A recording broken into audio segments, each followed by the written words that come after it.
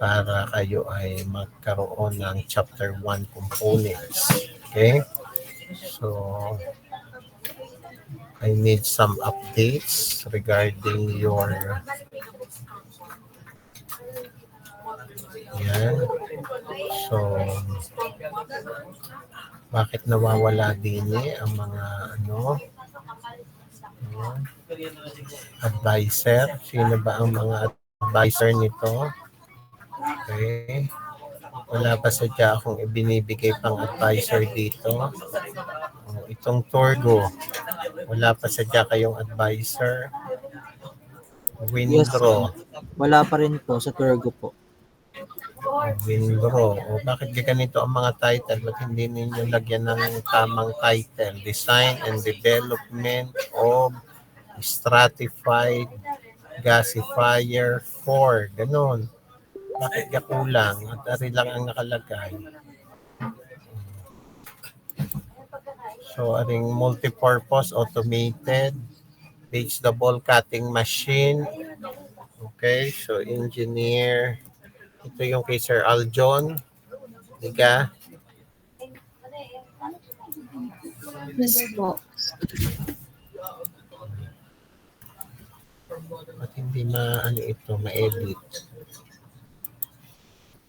View only. Sino ga ang nito? Owner nitong Refresh na lang po. Bago ka lang po.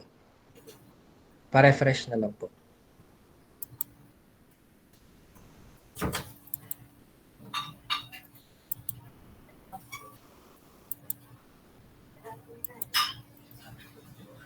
View only pa rin.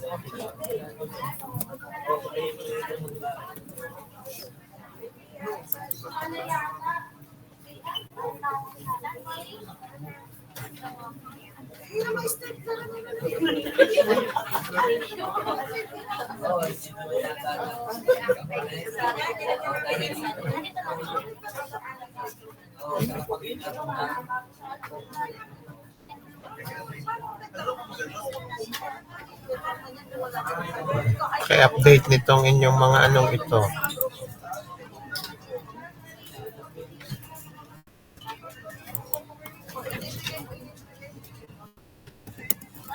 Yan.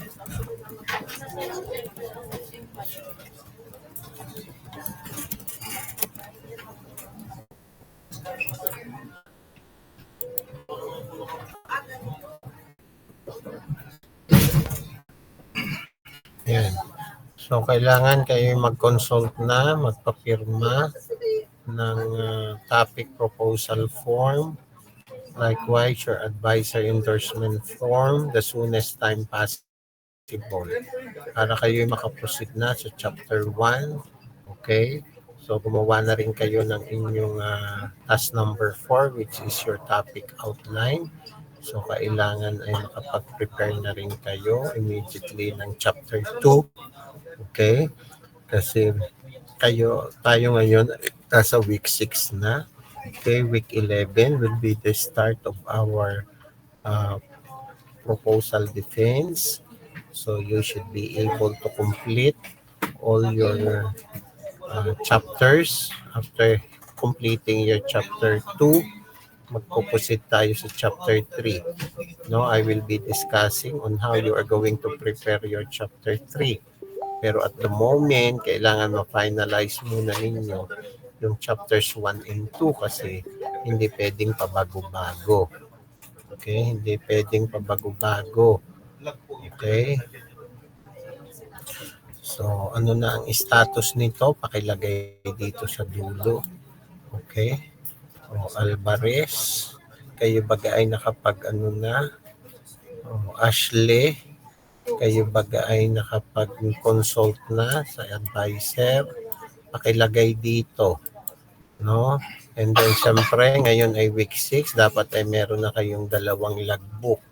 Logbook for week 3, logbook for week 5. So, dapat kayo ay nakapag-consult na sa inyong mga respective advisors, nakapagpapirma na ng logbook at kailangan ay ma-submit. Kasi pag ako'y nag-compute ng midterm grade at wala kayong isinubmit, 0 kayo. No? Required ngayong mag-upload ng midterm grade, kaya kailangan ay meron kayong submission. All submissions, all missing submission, no, shall incur 0 score or 0 mark. Okay? Ayaw kung ako ang totoong hahabol sa inyo. Bahala kayo kasi alam naman ninyo ang deadline. At yan naman ay naka-stipulate sa ating course syllabus. Week 3, week 5, week 7, yan ang dapat mapasubmit na logbook before uploading midterm grades. Pag wala kayong isinubmit na logbook, 0. Naintindihan baga? Pag hindi kayo nag-consult sa inyong mga advisor, hindi kayo makapagpapirma ng logbook. Ha? At pag walang advisor at walang topic pa, ay lalong wala kayong marka. So itong inyong topic na itong ibinigay ko sa inyo, ay di dapat ay pag-igihin na ninyo. Wala na mga pabago-bago. I-consult agad sa advisor. Yan, binigyan ko na kayo ng topic, binigyan ko na rin kayo ng advisor, ay kayo na naman ang gumawa ng paraan na kayo'y makapunta, ma-reach out ninyo ang inyong advisor. Naintindihan baga? Dahil kung ayaw ninyo, ay madali ang usapan. Baka matapos na naman ang semester, wala kayong output. Pagka natatapos ang semester at wala kayong output, hindi kayo makapag-defense, wala kayong grade. So, kailangan ay magtrabaho. Yung chapter 1, kumplituhin hanggang bukas. Yan ang deadline niyan. And then I will discuss yung chapter 2 at chapter 3 kung paano gagawin. We are done with chapter 2. No, na-discuss ko na sa inyo. Kaya meron kayong topic outline. So, dapat ay magawa na rin ng sunod. Okay? Pero kung halimbawa ay hindi kayo gagawa, hindi kayo magtutulong-tulong within your group, ay di wala kayong magiging output. Okay? Yan. So, ngayon pa lang, simulan ninyo ang you reach out your respective advisor para kayo makapagpapirma and immediately isubmit nyo sa akin yung inyong brown envelope. Take note, you submit your brown envelope with your names, yung group names, at saka yung inyong title. Nakalagay lahat doon, yung topic endorsement form, plus your advisor endorsement form, and then the signed topic proposal form. Then the logbook ay dapat ay mailagay. No? Individual ang pagsasubmit ng logbook, hindi pwedeng group. No? Pag wala ang group, pag wala ang kayong isinubmit, ay wala kayong grade sa logbook.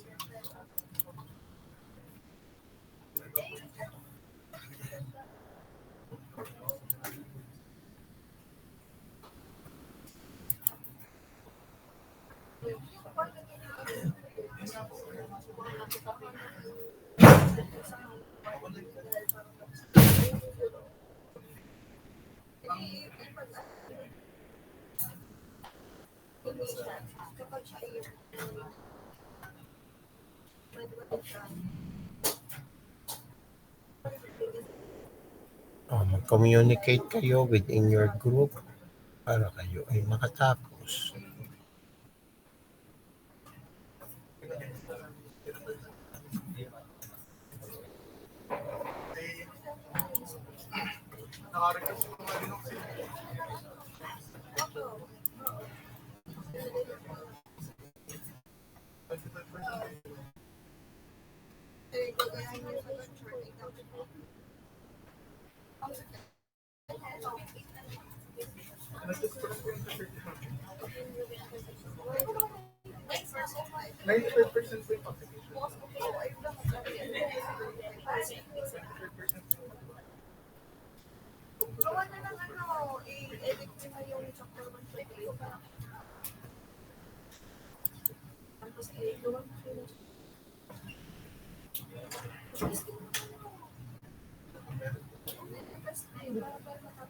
Yes, good afternoon po.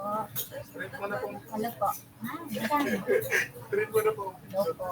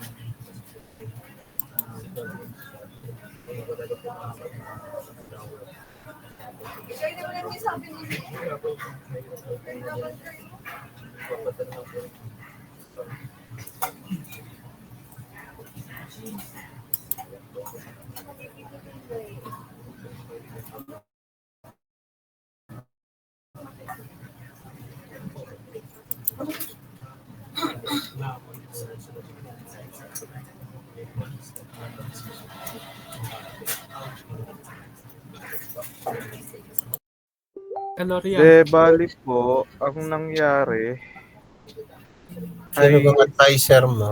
ang JJ, nakalagay po rinig ka sa meet. currently ay si Pam Beverly po, which is na-update niyo po nung 3:44 PM po sa GCR.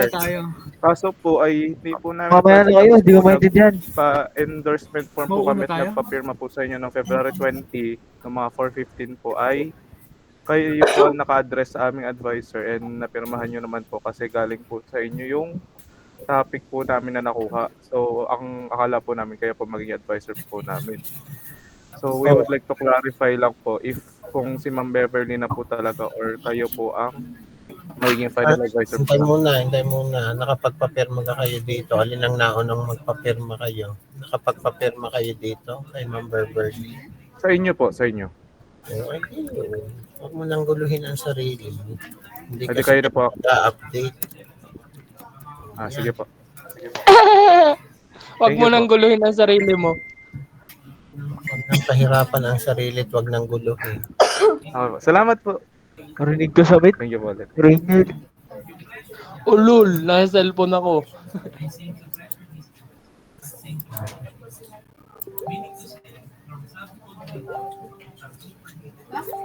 Dave, kontakin mo na rin kaya itong malabanan.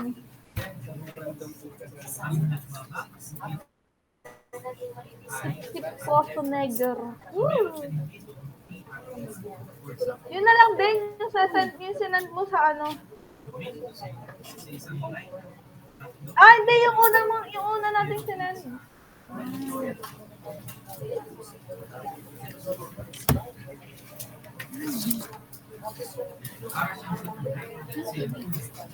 Isa, gawa ka na ng bag. Gigi, gawang bago, chairman.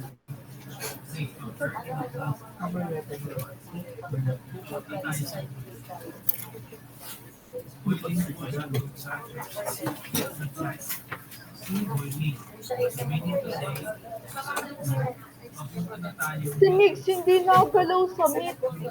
Mata lang nagalaw sa kanya.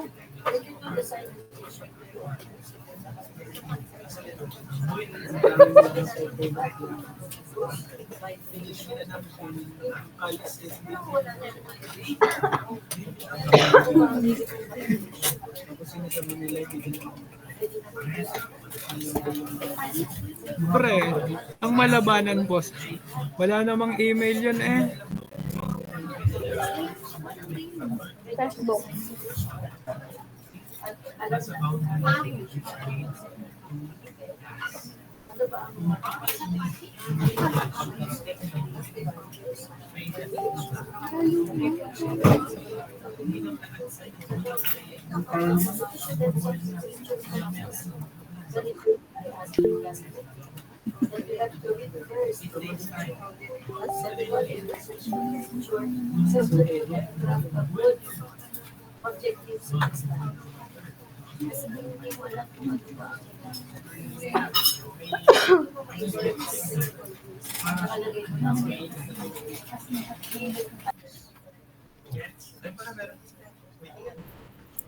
Napapakinig ninyo ako. Dave, chat GPT kayo, nakayo naman ay.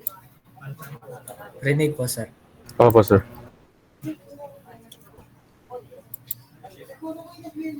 So yung mga task number 4 ninyo na topic outline, no? So kung kayo ay magagawa ng topic outline, make sure na nakaka-capture ninyo yung tamang components ng inyong study.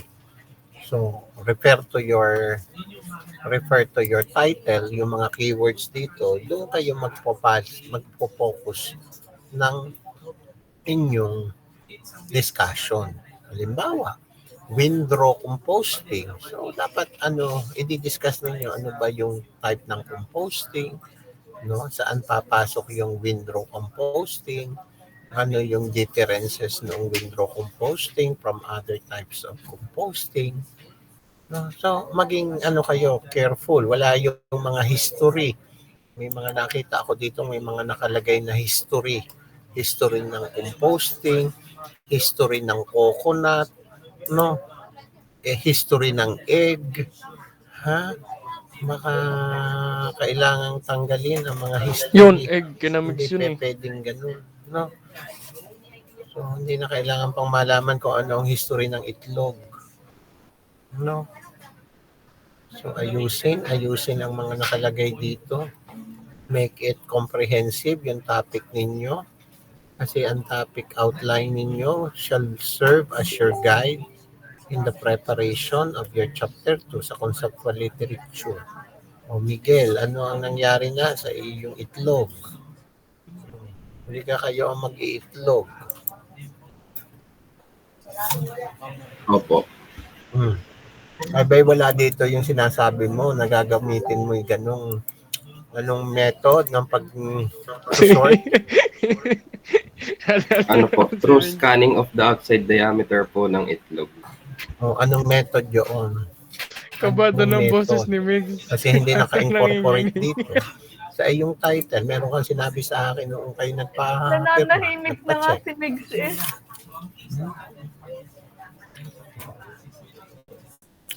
Diba? Anong method yun? Paano masosort? Anong method? Sir, ano po? Through laser scanning po. Ba't ayaw mo ilagay? Hanggang sabi ko ilagay ninyo sa inyo. Baka mamaya yung sorting na yan, kapareho din lang nung nasa library. Kasi make it specific. Para pag kayo gumawa ng topic outline, di doon kayo magpo-focus. Doon sa laser, laser technique. Laser scanning po. O laser scanning. So, yun ang dapat mailagay sa inyong topic outline. Kasi ano ba yung mga methods ng pagsusort? O isa ang laser scanning. So, dapat naka-highlight yan sa inyong title. Naintindihan ba ga? Hindi history ng itlog. No. Ilalagay history ng itlog. Ay sa malaman ninyo yung history ng itlog. Alin ang nauna? No. Itlog o manok? Kinain ni Eva ang itlog. No, ni Adan. Oh. Ay, bakit ganon?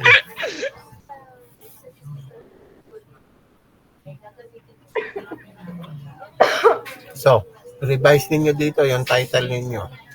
At kailangan nyo nang mapalagay sa inyong topic outline yung mga methods. Yung technique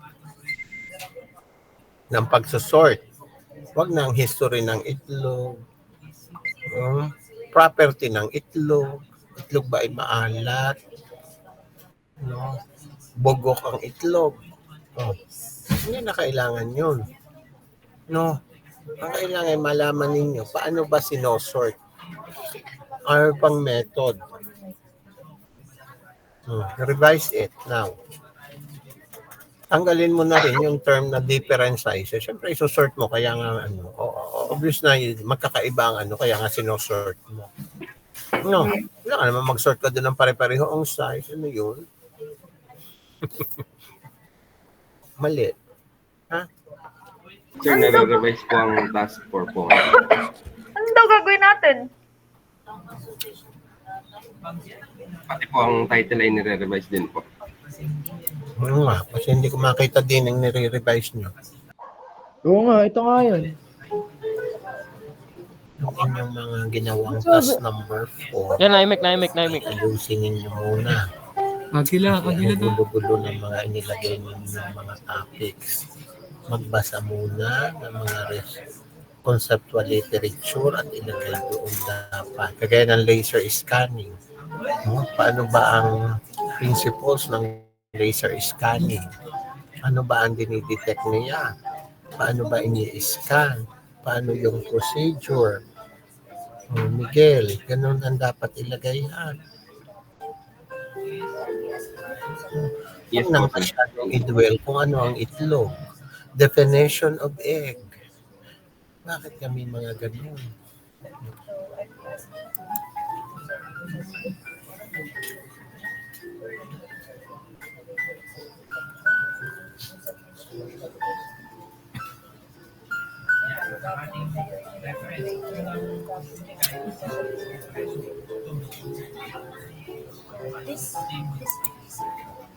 Kahirap pala natin namin.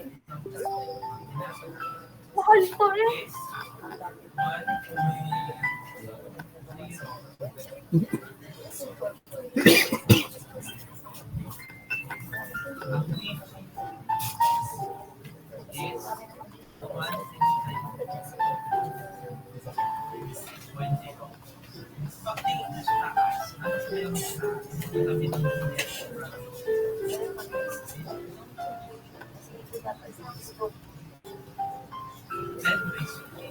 Kita ninyo itong inilagay ninyo dito.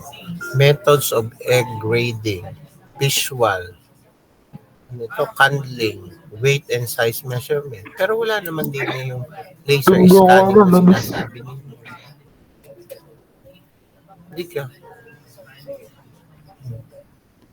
Nakalagay sa inyo ay purpose ng egg, egg sorting, introduction to egg grading. May kailangan i-introduce yung challenges. Ay, ito yung mga current challenges na ito yung nasa sa discussion na ng introduction background. Objectives. No, uniform quality control, iba ha. Oh. Kailangan i-incorporate din ninyo. Example, this is true to all kasi kayo ay magagawa ng design and development. What particular engineering codes and standards you will be using sa pagdidesign? O isulat ninyo, ano ba yung mga engineering standard na yun? Halimbawa, sa pagdidesign ng gasifier, ano ba ang standard doon na gagamitin mo? Engineering standard. So, dapat part ng inyong discussion nyo sa conceptual literature. Naintindihan ba ganin nyo? Wala namang naglagay. Kung ano na lang ang maisip. Kung ano na lang ang maisulat. Ha? Yung comprehensive discussion ninyo, magbabase yan sa topic outline ninyo. Kung ang topic outline ninyo ay magulo at hindi na ninyo na-capture yung tamang topics na dapat ma-discuss, ay hindi yan magiging critical review of literature. Namimiss ninyo yung mga important topics na dapat siyang mapalagay. Okay? Halimbawa, kagaya nun, laser scanning. Saan mo i-discuss yun? Kung ayun ang method mong gagamitin. Maintindihan ba ganinyo? Ha? Yes po, sir. Advice ninyo at ako'y gagawa ng i-assign ko ng bago yung resubmission. At kayo mag-resubmit at kagulo ng inyong ipinaglalagay.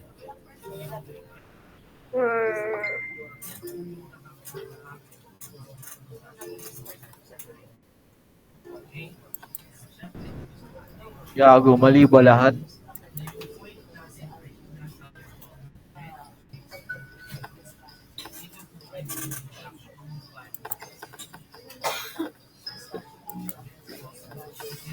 Tayong lahat talaga.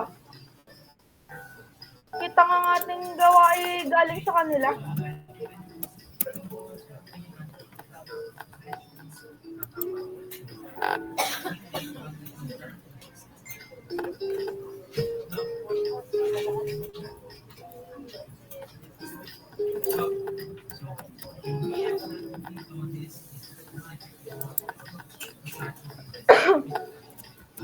Pero nabasa ko ang ating parang tama naman eh.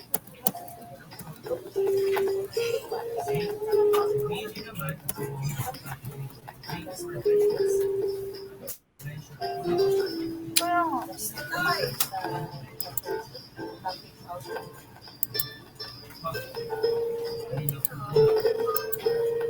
Taas ka nga ng kamay, sabi mo i-check ang atin. JJ, taas ka nga ng kamay, sabi mo check ang atin.